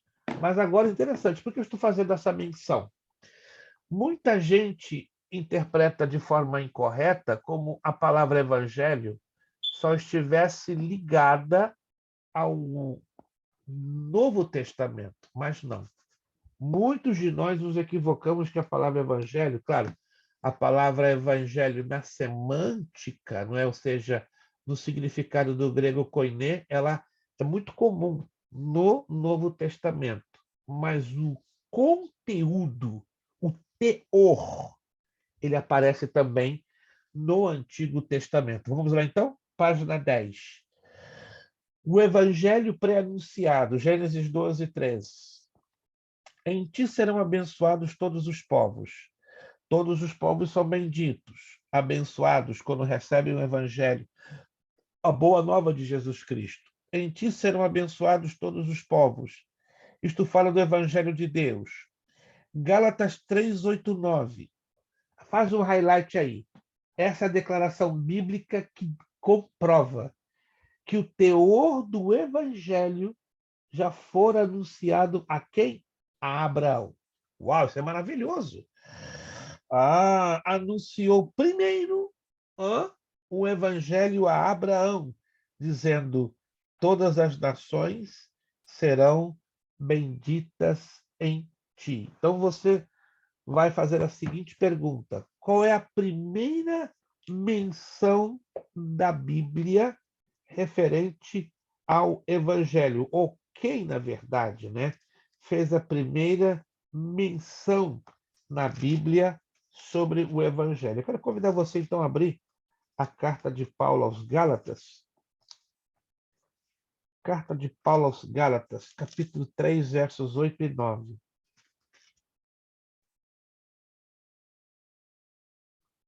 Carta de Paulo aos Gálatas, capítulo 3, versos 8 e 9. Ora, tendo escritura previsto que Deus justificaria os gentios pela fé, pré-anunciou o evangelho a Abraão, dizendo: em ti ou em você serão abençoados todos os povos, de modo que têm fé são abençoados através de Abraão. Anotou aí? É a primeira menção, na verdade, é o pré-anúncio. Pré-anúncio. A palavra evangelho no sentido literal não aparece, mas aparece o quê? O teor, o conteúdo. Se aparece o teor, o conteúdo, olha o que acontece lá no livro de Gênesis. Ele repete por 5 vezes as palavras todos os povos. E em ti serão benditas todas as famílias da terra, e nele serão benditas todas as nações da terra, e em tua semente serão benditas todas as nações da terra, serão benditas todas as nações da terra, e em ti, na tua semente, serão benditas todas as famílias da terra. Anotou aí? Então, o teor do evangelho ele é visto desta maneira lá no Antigo Testamento. O evangelho, então, é uma benção. Abençoar todas as nações com a pregação do evangelho é uma verdade neotestamentária. O que quer dizer neotestamentária? Neo quer dizer novo. Testamentária, testamento. Então, anote aí, neotestamentária está ligado ao Novo Testamento. O evangelho é para todos. Abençoar deve ser anunciado tanto aos que estão perto como aos que estão de longe. Para isso é preciso enviar. Anote isso aí. Isso causa uma confusão na cabeça de muita gente. Quando o Evangelho de Cristo foi estabelecido para ser anunciado às nações do planeta, para que houvesse o quê? A salvação de todos os homens, originalmente, presta atenção na minha pergunta, originalmente, a quem foi destinado a pregação deste evangelho? A quem? Não estou dizendo por quem. A quem? Alguém se lembra? Deus. Originalmente. Para quem? O destino, qual foi a mensagem do evangelho? Alguém está se lembrando? Isso causa um pouquinho de confusão. Ninguém se lembra? Para quem Deus originalmente destinou o evangelho? Por Cristo Jesus. Para quem? Primeiro para os judeus. Aí está. Jesus deixou bem claro. Alô? Eu vim para as ovelhas perdidas da casa de Israel. Anote isso aí, gente. Isso aí é sério. A salvação e o projeto original do evangelho não veio para os gentios. Veio inicialmente, primariamente, para os judeus. Oh! E aí, como é que ficou a situação? Os gentios ficaram descartados? Não. Havia uma ordem a ser seguida no plano original de Deus. Entenda isso. O plano original é chamado de vontade soberana. Que é chamado perfeito, boa, perfeita e agradável. Isso chama-se vontade soberana. É vontade boa, perfeita e agradável. Agora, olha que curioso. Lá na eternidade, Deus já sabia que a vontade soberana dele não poderia ser cumprida. Quando Deus, lá na eternidade, vê que a vontade soberana dele estava a ponto de ser comprometida, colocada em risco, Deus aciona o quê? O plano B. E o plano B, segundo a teologia, é chamada de vontade permissiva. Já ouviram falar que Deus tem essas duas vontades? Ele tem a soberana e tem a permissiva? Já. E sabe como a vontade permissiva funciona? quando o homem luta contra Deus a ponto de comprometer a perfeição da vontade soberana. O livro de Jó, no capítulo 42, verso 2, diz o seguinte: Eu sei, Senhor, que nenhum dos teus planos e propósitos podem ser frustrados. E aí vem de encontro o plano A, que é o plano perfeito, é o plano primeiro. Mas quando o homem vem comprometer o plano de Deus, bum, Deus já tem um outro plano levantado, que é o chamado plano B, chamado vontade permissiva. Exemplo, só vou dar um exemplo, Jacó. Deus tinha um plano com o patriarca Jacó, só que Jacó era mentiroso, sem vergonha, trapaceiro, ladrão, estelionato, e vamos embora. A lista é grande. Homem de Deus. Imagine se não fosse. Deus, para não deixar o projeto dele ser comprometido através da vida de Jacó, porque Jacó era um safado, era um bandido, era um ladrão, era um mentiroso. Pensa no nome complicado. Jacó. Meu Deus. E foi um homem de Deus. Então Deus olhou, esse camarada vai me dar dor de cabeça. Quero abençoá-lo, quero usá-lo, quero prosperá-lo espiritual, materialmente, mas esse camarada vai me dar dor de cabeça. O que eu vou fazer? Vou trabalhar com o plano B.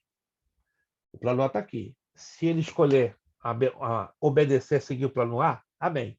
Do contrário, ele não vai comprometer a minha soberania e a minha justiça. Se você fizer um gráfico da vida de Jacó, é igualzinho uma corcova de cabelo. Jacó teve muitos altos e baixos, altos e baixos, altos e baixos. Pagou um pressão complicado, sofreu muito, sofreu. Mas o objetivo de Deus foi alcançado na vida de Jacó 100%. Mas sofreu. O cabrazinho de Jacó sofreu. Pensa no homem que trabalhou 14 anos. Você trabalharia 14 anos por amor? Foi enganado 2 vezes pelo sogrinho. Já pensou o sogrinho te dar a perna, passar a perna em cima de você e dizer: meu genrinho, eu tenho 2 filhas, tá? Você quer a Raquelzinha? Tá bom, eu vou te dar. Mas aí Labão, né, sem vergonha, me complicou a vida, eu vou complicar a tua agora. Porque ele complicou a vida de Isaac. A lei da semeadura, tudo que a gente planta, colhe lá na frente. A pessoa, camarada, vamos ser aqui bem diretos à luz da Bíblia. Camarada trabalhou 7 anos. No dia da lua de mel, aquela alegria, rapaz. Vou desfrutar da Raquelzinha. Aí acorda. Meu amor nada. Quem é você? Não está reconhecendo. Que susto que aquilo me levou. Era Leia. Imagina a revolta de Jacó. Aí foi, argumentou. Não é costume aqui da nossa terra você pegar a filha mais velha, a filha mais nova. Tem que ser a mais velha. E aí agora? Você quer a mais nova? Trabalha mais 7 anos. Misericórdia. Pagou pressão. Em outras palavras, meus irmãos, a vida de Jacó foi um desastre, mas no final das contas, teve uma finalização que trouxe glória para o nome do Senhor nosso Deus. Então entenda que a vontade permissiva, ela sempre, sempre, sempre vai existir. Então na vontade permissiva, Deus já sabia que a nação de Israel iria como? Fracassar. Mas Deus não ia deixar o plano dele ser comprometido, não. Então Deus tinha um plano B. Qual era o plano B? A igreja. Escreva isso aqui que eu vou lhe dizer. A igreja estava destinada a sofrer na grande tribulação. No plano original, quem iria entrar na grande tribulação? A igreja. E não Israel. Então, o Israel não convertido vai entrar na grande tribulação. Estamos caindo em escatologia. Anote aí. O Israel não convertido vai cair na grande tribulação. Essa é a razão. Na verdade, temos 3 razões bíblicas para a grande tribulação. A primeira delas, purificar o remanescente de Israel. O que é o remanescente? O grupo de judeus que não aceitou Jesus como seu Senhor e Salvador e Messias. Segunda razão, purificar aos crentes que não vão participar do arrebatamento. Vai ter muito crente que não vai subir. E vai passar, uma prova daquelas na tribulação. Por isso que tem muito crente que não vai aguentar. Vai negar Jesus, vai receber a marca da besta, vai adorar a besta e vai perder a salvação. Terceira razão da grande tribulação. Deus quer salvar muita gente. Embora na tribulação o Espírito Santo não vai estar agindo como hoje. Como é que o Espírito Santo age hoje? Torrente de águas. Ele habita hoje, aqui, habita aí. Mas, nos tempos do Antigo Testamento, alô, todos estão atentos? Nós vamos terminar em 14 minutos, 10 horas em ponto. O Espírito Santo não habitava no homem, ele visitava. E só sobre reis, profetas e sacerdotes, ele descia uma unção especial para capacitá-los a cumprir uma missão específica e no tempo específico. Quando aquela missão acabava no tempo específico, o Espírito Santo era retirado. Na tribulação, o Espírito Santo vai operar parecido nos tempos do Antigo Testamento, porque ele não vai habitar no homem. Olha que tudo interessante. Mas tem um grupo de pentecostais que bate com o pezinho no chão, dizendo que o Espírito Santo vai ser retirado da terra. Quem já ouviu falar disso? Da tribulação. Quem já ouviu falar? Você sabe que isso não tem procedência bíblica? Não, mas está escrito na Bíblia. Vou te mostrar qual é o texto. Os pentecostais, alguns, né, se baseiam para dizer que o Espírito Santo vai ser retirado depois da tribulação. Segunda de Tessalonicenses, abra lá. Isso aqui é importante. Não estamos fugindo do assunto. Segunda carta de Paulo aos Tessalonicenses. Segunda carta de Paulo aos Tessalonicenses. Capítulo 2. Versículos 6 e 7. E agora vós sabeis que o detém, para que o seu próprio tempo seja manifestado, porque já o mistério da injustiça opera somente a um que agora resiste até que do meio seja tirado. Me acompanhe aqui, preste atenção. Se eu ler esses dois versículos sozinhos, isolados, eu posso afirmar que aqui se trata da série do Espírito Santo da Terra? Sim ou não? Se eu ler, me acompanha, preste atenção. Se eu ler esses dois versículos sozinhos, tenho eu condições de afirmar que aqui se trata da retirada do Espírito Santo da Terra? Sim ou não? Claro que sim. Se eu ler os dois versículos sozinhos. Se ler só esses dois aí, sim. Aí sim. Porque aquele que o detém, aquele, no caso, é masculino, e vira o Espírito Santo, porque a igreja é representada no feminino. É essa a interpretação que tem. Mas aquele aqui, quando você vai no grego, descobre que ele está no neutro. É um pronome grego no chamado dativo masculino, que é neutro. Todo dativo masculino no grego, ele é neutro. E todos os pronomes alusivos ao Espírito Santo estão no pronominal masculino, atribuindo à pessoa do Espírito Santo que é uma pessoa e não a algo. Irmã Jennifer. Eu só não estou me lembrando, pastor, aonde exatamente, mas diz que cai enquanto podes achar também. Como? Cai a Deus enquanto podes achar. Mas buscai a Deus enquanto podes achar. Isso está em Isaías capítulo 55. Não, esse é um outro contexto, né? Ou seja, são as oportunidades que não devemos perdê-las enquanto as temos em buscar a presença do Senhor. Também pode ter uma aplicação dentro dessa colocação, ou seja, o tempo da graça é um tempo de grandes oportunidades em buscarmos a Deus e termos a habitação do Espírito Santo, mas na tribulação vai ser um negócio super, super apertado. Me acompanhe aqui, preste atenção.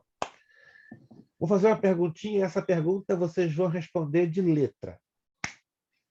Quem é o Espírito Santo? Vamos lá. Quem é o Espírito Santo? Ele é o coleguinha do irmão Sandro? Ou ele é o coleguinha da irmã Márcia Siqueira? Quem é o Espírito Santo? Eu entendo, o Espírito Santo é uma pessoa que habita em nós, dentro de nós. Ok, ele é mais do que uma pessoa. Quem ele Deus. é? Deus. Deus, ele é a terceira pessoa da divindade. Isto. Anote aí. O Espírito Santo é uma pessoa que é Deus. É, Aprendemos na Bíblia que Deus é Pai, Filho e Espírito Santo. Não são três deuses, são três pessoas em um único Deus. Ok. Segundo a Bíblia, Deus tem qualidades incomparáveis com o ser humano, ou seja, qualidades que o homem não tem. Tem várias, tem 27. Atributos incomunicáveis. Isso, falou tudo, Lucas. Atributos incomunicáveis. De todos os atributos incomunicáveis, Deus tem 3, que nenhum ser vivo no planeta e no universo o possuem. Quais seriam esses 3 incomunicáveis? Início, onipotência, onipresença. Presença. Exato. Onipotência, todo poder.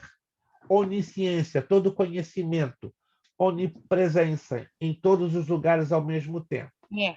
Se estamos afirmando que o Espírito Santo é Deus e ele tem os mesmos atributos incomunicáveis, à semelhança do Pai e do Filho, não podemos, sob hipótese alguma, aceitar a ideia que o Espírito Santo pode ser retirado de uma zona geográfica.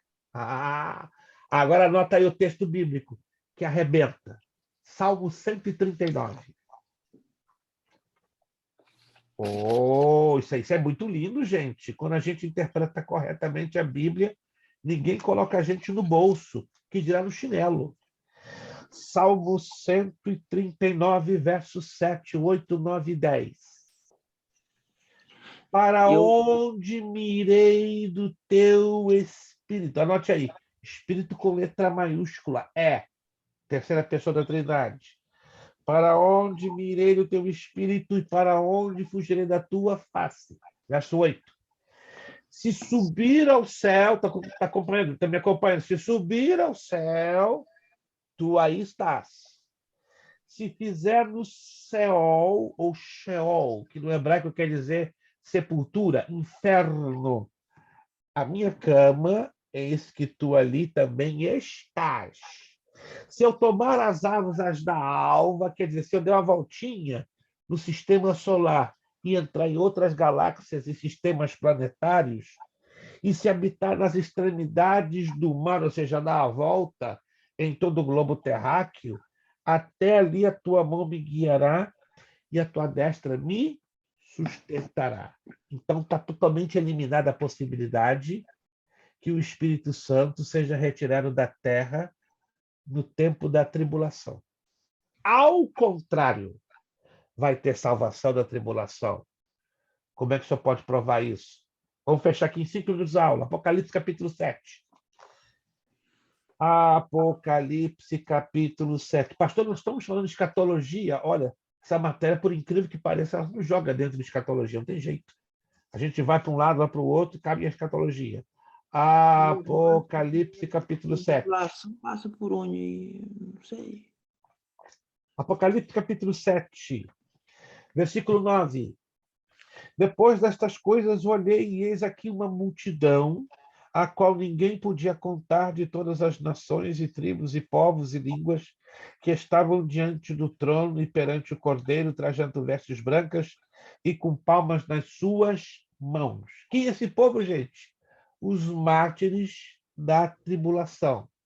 Quem são os mártires da tribulação? Irmãos, não tem jeito, a gente caiu em escatologia, tá?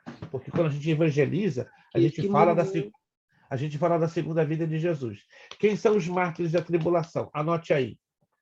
São judeus que vão ficar, não vão se converter à besta, ao falso profeta, e vão ser degolados, martirizados, mortos. Deus vai permitir com que alguns deles sejam mártires. Quem são os mártires? Grupo número 2, crentes, que não vão aceitar a marca da besta, nem na mão, nem na testa, e vão ser martirizados. Terceiro grupo de mártires, ímpios, que vão se converter na tribulação, não vão aceitar a adoração a Satanás, a besta, ao falso profeta, não vão receber a marca e vão ser degolados, martirizados. Alguém vai me perguntar, e o destino eterno deles? Eles vão morrer e fica por isso mesmo? Apocalipse capítulo 20, versículo 4. Vai lá comigo. Uau, pastor, eu estou viajando na Bíblia. Oh, é para nós entendermos que a Bíblia tem que ser corretamente interpretada. Apocalipse capítulo 20, versículo 4.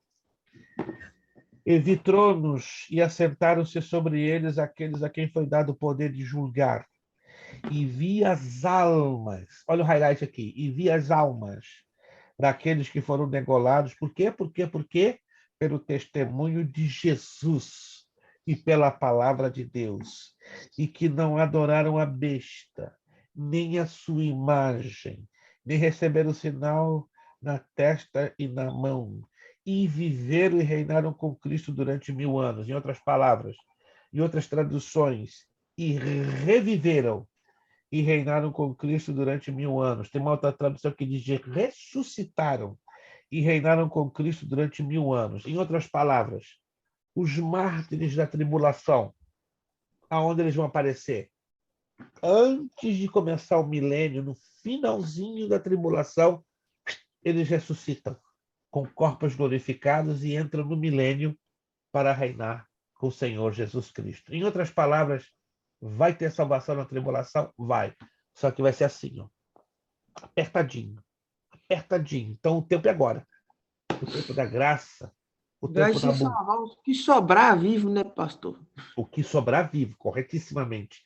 Porque vai ter tanta destruição, tanto cataclisma, tanta catástrofe, que a possibilidade de alguém sair salvo vai ser bem apertado, mas vai ter. O capítulo 7 do Apocalipse diz que vai ter uma multidão. Mas agora imagina a quantidade de gente que vai morrer e ir direto para o inferno. Por isso a gente tem que ter muita consciência que nós temos uma tarefa perigosa hoje. Temos que abrir a nossa boca para falar de Jesus. Sobretudo agora que essa guerra está mostrando, né, os preparativos que vão desembocar no arrebatamento da igreja. Pastor, não me fale essa. Gente, não estou aqui assustando ninguém. Essa guerra da Ucrânia e da Rússia está todinha, gente, está todinha escrita dentro de Ezequiel capítulo 37, 38 e 39. É que eu não tenho tempo para falar desse assunto aqui agora. Sábado eu vou estar ministrando em Boston, na cidade de Stoughton, só 2 dias, sábado e domingo. Eu vou falar assim, ó, flash, rapidinho, os detalhes desta guerra. Então, quem estiver na área de Stoughton, que é próximo de Brockton, na zona sul de Boston, você está convidado a estar lá, né? Já postamos no grupo. Quem já viu a postagem que eu fiz no grupo? Está lá o endereço. Se você estiver na zona, pertinho, estiver disponível, não tiver o seu culto no sábado e no domingo, você é o nosso convidado, né? Uma das razões que eu fui convidado para trazer essa humilde palavra da parte de Deus é para falar exatamente sobre esse assunto. Eu falei ao dirigente, irmãos, é maldade, 2 dias a pé. Só 2 dias, pastor, não tem jeito. Então a gente vai ter que colocar tudo no liquidificador e apertar muito para falar sobre esta questão. Já são 10 horas, deixa eu fechar aqui com vocês. Quantos de vocês entenderam que o evangelho não é somente o teor do novo, mas também é a essência, o teor lá do Antigo Testamento? Quantos entenderam? Isto. Só que a revelação do evangelho ela aparece o quê?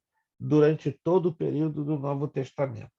Na página 11, se você me acompanhar, você vai descobrir que o evangelho é uma ordem com promessas. Então, a igreja ela tem uma ordem de ir e pregar o evangelho.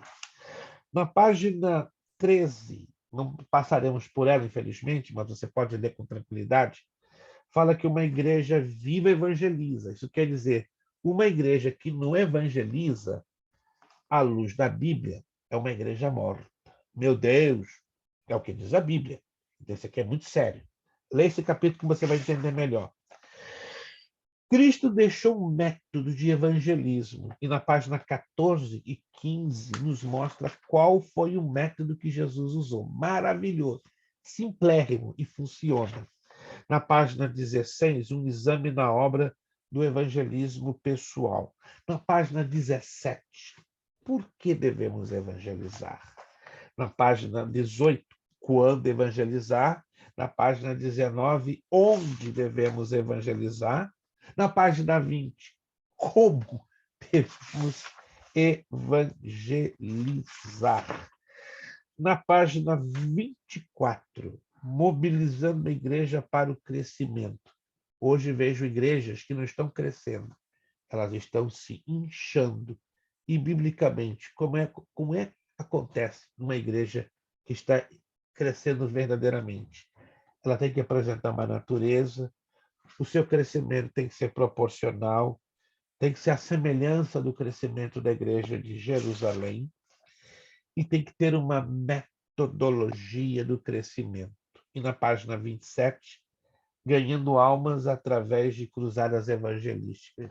De 25 anos para cá, reduziu-se em 70% no mundo a realização de cruzadas evangelísticas. Vou repetir. De 25 anos para cá, houve uma queda de 70% da realização de cruzadas. E as cruzadas têm provado. É um método maravilhoso de trazer almas aos pés de Cristo. Deixa eu dar uma boa informação, uma boa notícia para vocês. A guerra na Ucrânia está ficando feia, mas não sei porque as notícias não vão dizer isso para vocês, mas eu vou dizer. Com todo esse problema, a igreja da Ucrânia está sendo sacudida pelo poder do Espírito Santo. A igreja da Ucrânia está pregando para soldados russos e ucranianos e estão se convertendo a Cristo. É como se tivesse uma gigantesca cruzada evangelística. Paralelamente, na Índia, por mês, estão se convertendo de 10 a 15 mil vidas para Cristo. Por quê? Porque estão sendo feitas de 2 a 3 cruzadas evangelísticas dentro do segundo país mais populoso do planeta, a Índia, com 1 bilhão e 600 milhões de habitantes. Só perde para a China, que está com 1 bilhão e 810 milhões de habitantes. Então, prova que as cruzadas têm um efeito poderoso, e é uma pena que a maioria das igrejas deixou este projeto de Deus para trás. Aí na página 28 explica o que é evangelização em massa, o que significa cruzada evangelística, o lugar das cruzadas, como realizar as cruzadas e assim por diante. Eu finalizo dizendo que o homem de Deus que mais esteve envolvido com cruzadas evangelísticas, ganhando ele, direta ou indiretamente, mais de 600 milhões de almas em 72 anos do seu ministério. Quem foi este homem? Alguém pode desconfiar quem foi? Billy Graham. Billy Graham. Billy Graham. E eu tive o privilégio de vê-lo 3 vezes na minha vida. 3 vezes. Mas eu não vou mentir para vocês. Das 3 vezes que eu vi Billy Graham, não teve jeito. Quando eu o vi pela primeira vez no Maracanã, em abril de 1974, eu tinha 16 anos de idade. Eu fui aos prantos. O Maracanã estava com 127 mil pessoas. Ele pregou num sábado e num domingo. Você imagina quantas almas se converteram? No sábado, 91.500 vidas. No domingo, 77.500. Quase 130 mil pessoas nos 2 dias foram aos pés do Senhor Jesus Cristo. Nenhum evangelista vivo realizou esta façanha, porque este homem se doou 72 anos para ganhar almas.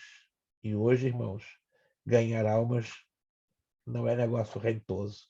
Não dá aplauso, não dá fama, não dá templos bonitos.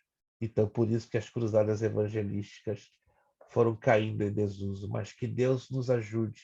Que Deus use você, meu irmão, minha irmã, para antes da vinda do Senhor, você abrir a boca, rasgar o verbo e ganhar muitas almas para o reino de Deus. Não espere ganhar 100 mil, como Billy Graham ganhou. Mas se Jesus te der 20, 30, 40, o céu vai estar em festa. E a minha oração, que venha uma unção gloriosa sobre a sua vida, despertando você com paixão pelas almas. Pastor, aqui na América é difícil. Onde eu estou aqui no Brasil é mais complicado. Não coloque dificuldades. Quem faz dificuldade sou eu como ser humano e é você como ser humano. Mas em Cristo tudo é possível. Amém? Quem acredita que tudo em Cristo é possível? Estão quietinhos hoje, gente. Estão cansados. Eu sei que alguns de vocês passaram um diazinho meio apertado. Próxima aula, módulo 2. Missões. Próxima aula, módulo 2. No transcurso dos próximos dias, eu já vou dar as regrinhas do jogral. E não se esqueçam, por favor, meus irmãos, da data de entrega do questionário de evangelismo. Né? Só relembrando vocês, tá? A data de entrega será entre o dia 23 e dia 30. Anotaram aí? Eu já postei. Primeira data 23, segunda data 30. Então faça um esforço para ou dia 23 ou dia 30, ou antes, se você puder, enviar para o meu e-mail, ou quem não puder enviar para o e-mail, fotografe bonitinho e mande para o privado do meu WhatsApp. Só as respostas, não as perguntas e respostas, mas só as respostas. Dou preferência ao envio ao meu e-mail. Quem não puder enviar ao meu e-mail, fotografa e manda lá no meu privado do WhatsApp, para o mais rápido possível liberar a sua nota final. Perguntas, dúvidas? Tudo claro como água de poço? Água de poço não é clara, ela é turva. Ela é turva. Vamos terminar agradecendo a Deus. Infelizmente, nós perdemos hoje um casal. Talvez vocês estão sentindo falta deles. O irmão João e a irmã Luziane Cavalcante estão com muitos problemas a nível pessoal. Fiquei muito triste quando eles me comunicaram o afastamento das aulas. Vamos estar orando por eles, estão com alguns problemas de natureza pessoal. Vamos orar pela nossa escola. Nós, infelizmente, já perdemos 41% de alunos. O grosso que nós tínhamos, passando de 100 alunos, já hoje, infelizmente, 2 meses passados, por várias razões, já são 41% dos alunos que nós tínhamos. Então, caiu bastante, irmãos. A sobrevivência na nossa escola está sendo provada, está sendo testada, mas estamos aqui firmes. Então, peço, por favor, estejam orando. Alguns de vocês estão fazendo propaganda, irmão Wallington. Quem puder fazer propaganda na nossa escola, você não é obrigado, mas fique à vontade, tá? Fique na liberdade de Cristo Jesus, mas precisamos de alunos para nos manter, para manter essa escola funcionando. Se perdermos um número maior ainda, estaremos entrando num período de muito comprometimento. Ficará até bem complicado manter o funcionamento. Mas nós estamos crendo que Deus vai entrar com provisão, não vai deixar essa escola entrar numa situação até que sejamos obrigados a fechar. Eu não creio nisso. Eu não creio que Deus colocou a mão para abrir essa escola para ela fechar. Eu sei que Deus permite provações para testar essa escola. Quantos creem, irmãos, que essa escola foi levantada por Deus? Não foi por mim, não. Você crê que Deus levantou essa escola? Glória a Deus. Amém. Então vamos entrar firme na oração, no jejum, e os que puderem fazer a divulgação, a propaganda, ficamos agradecidos. Jesus, varre à toa lá no céu, né? Porque a honra e a glória é unicamente dada ao nome dele. Vamos orar ao Senhor, agradecendo. Vamos pedir a nossa pastora Darlete. Pastora Darlete vai então levantar a sua voz em oração, agradecendo ao Senhor por esta classe. Quero agradecer ao Lucas pela sua participação. Irmão Márcio, Deus abençoe. Irmã Daniela, estou correndo atrás da sua bênção, irmã Daniela. Não estou quietinho, não. Eu não sossego. Enquanto Jesus não me abençoar, para abençoar a irmã. Fica orando, que acredito que vai sair nos próximos dias aí, né? Eu estou pedindo essa surpresa, né? Vai ser meu presente de aniversário antecipado, eu poder enviar aquela bênção para a senhora em nome de Jesus. Obrigado, pastora Darlete, que daqui a pouquinho vai estar orando. Ao casal Zandro e Fernanda, obrigado. Wallington e Núbia, muito obrigado pela participação, pelo esforço. Irmã Márcia, Deus abençoe, um prazer muito grande. Irmã Jennifer, a vitória é mais do que sua, já está assinada no nome de Jesus. Irmã Ângela, obrigado pelo seu grande esforço aí com a sua pititica, Deus abençoe. Irmã Irlani, muito bom ter a senhora conosco, a senhora é uma inspiração, acredite. Não só para o seu esposo, fora de cogitação, mas é uma inspiração para nós. E obrigado, Isadora. Te desejo as melhoras tudo se regularize e na próxima aula tenhamos a alegria de ver o seu rostinho. Pastora Amém, Darlete, levantando a sua voz de trovão, a sua voz de mulher de fé, vai tremer a casa agora. Segura aí que pastora Darlete, quando ora, o negócio treme. É Jesus na terra. Deus use a senhora, pastora, nessa palavra de oração. Amém. Senhor, meu Deus, mais uma vez estou na tua presença para te agradecer, Senhor, por esta aula que nós tivemos, Senhor, por este momento, Senhor, que o Senhor nos concedeu de estarmos Aleluia. aqui aprendendo mais e mais a tua palavra, Senhor, usando cada vez mais, Senhor, o pastor Luiz, que o Senhor continua abençoando ele, Aleluia. abençoando a casa dele, Senhor, os negócios dele, Pai, o qual ele tem pedido oração, Senhor. Eu sei que unidos nós vamos vencer, nós vamos estar, Senhor, orando pelo teu servo, ó Pai. Jesus, eu profetizo da sorte de bênção na vida dele, na vida da Aleluia. família dele, do filho dele, Senhor. Deus, dá a vitória, nós cremos na vitória do pastor Luiz, ó Pai. Aleluia. Jesus, entra com a providência, Senhor. Deus, o Senhor é o Deus da providência, é o Deus que faz milagre. Nós cremos no milagre do pastor Luiz Preste, ó Pai. Que o Senhor continue usando ele para a glória e honra do nome do Senhor. Jesus continua dando ele sabedoria, Senhor, mais e mais, ó Pai. Ó Aleluia. Deus amado, para estar nos ensinando. Obrigado por estar nessa escola. Eu creio que todos nós agradecemos ao Senhor Aleluia. Glória por a esta Deus. oportunidade de estar aqui aprendendo, Senhor, através do teu filho, ó Pai amado. Ó Jesus, continua nos abençoando, abrindo nossa mente, nós viemos aprender mais e mais. E, Senhor, não só hoje, mas sim todo para sempre. E já te agradecemos por tudo, por esta aula. Em nome de Jesus, em nome de Jesus. Amém. Amém. Em 2 horas essa aula já estará disponível no link ali para o canal do YouTube. Nosso lema, seriedade, Seriedade. compromisso, Compromisso. disciplina, Disciplina. seriedade, Seriedade. compromisso, Compromisso. disciplina, Disciplina. seriedade, Seriedade. compromisso, Compromisso. disciplina. Disciplina. É necessário que ele cresça É necessário que ele cresça e que eu diminua. E eu diminuo. É necessário que ele cresça Necessário que ele cresça e que eu diminua. e eu diminua. É necessário que ele cresça É necessário que ele cresça e que eu diminua. e eu diminua. E a Deus damos o quê? A honra, a glória e o poder. Muito obrigado. Deus os abençoe. Ótimo final de quarta, abençoadíssima semana e até a próxima semana, se Deus assim nos permitir, dia 16 de março. Bom sono, bom tranquilidade, a paz do Senhor. Muito obrigado a todos. Paz.